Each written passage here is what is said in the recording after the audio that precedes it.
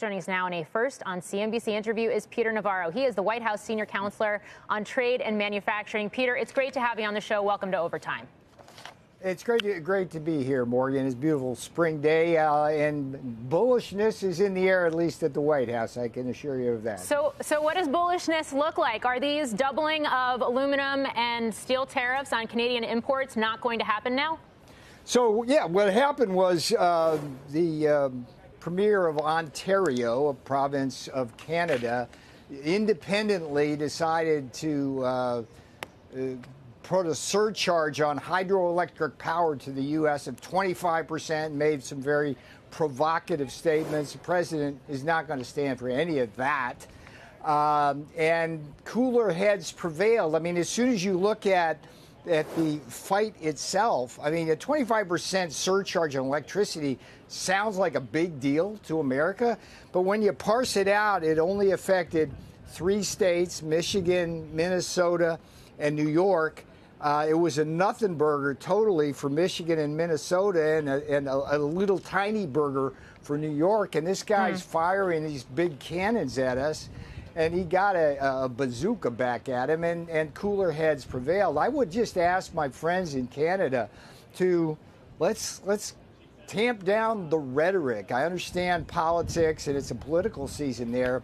What we're trying to do, Morgan, simply is level the playing field internationally, and with respect to the specific tariffs that went in effect on Canada and Mexico, we're trying to stop the Canadians and Mexicans from killing Americans with fentanyl and fentanyl that spreads across our prescription drug chain. So we want to keep all of this in perspective, but we bounced off the lows. But if you look,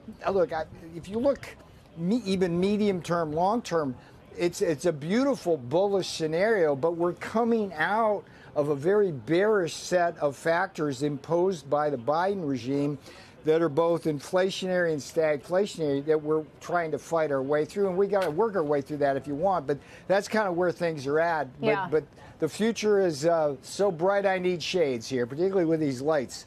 So, Peter, does that mean that we're not going to see 50% tariffs come tomorrow on steel and aluminum? Yeah, correct. Yeah, that's Secretary of Commerce Lutnick did a beautiful job negotiating that.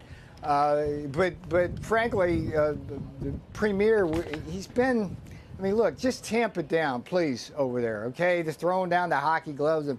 Stop that rhetoric, and let's just look at what we're trying to do.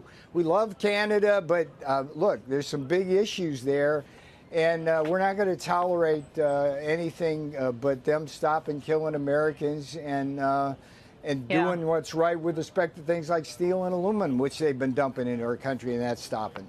Yeah.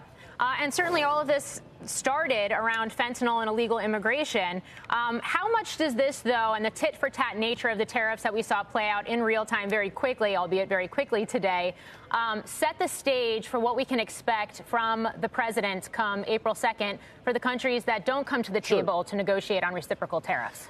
Sure. I think what the president has established unequivocally, not just with this action, but previous actions, is he's not going to tolerate retaliation. I mean, we had with this fentanyl tariff, China retaliated, and we increased their tariff from 10 to 20% in a heartbeat. That's what's going to happen here. And the thing is that we are the biggest market in the world, full stop. And these countries out there are heavily export dependent on our economy, and all of them cheat us in very different ways.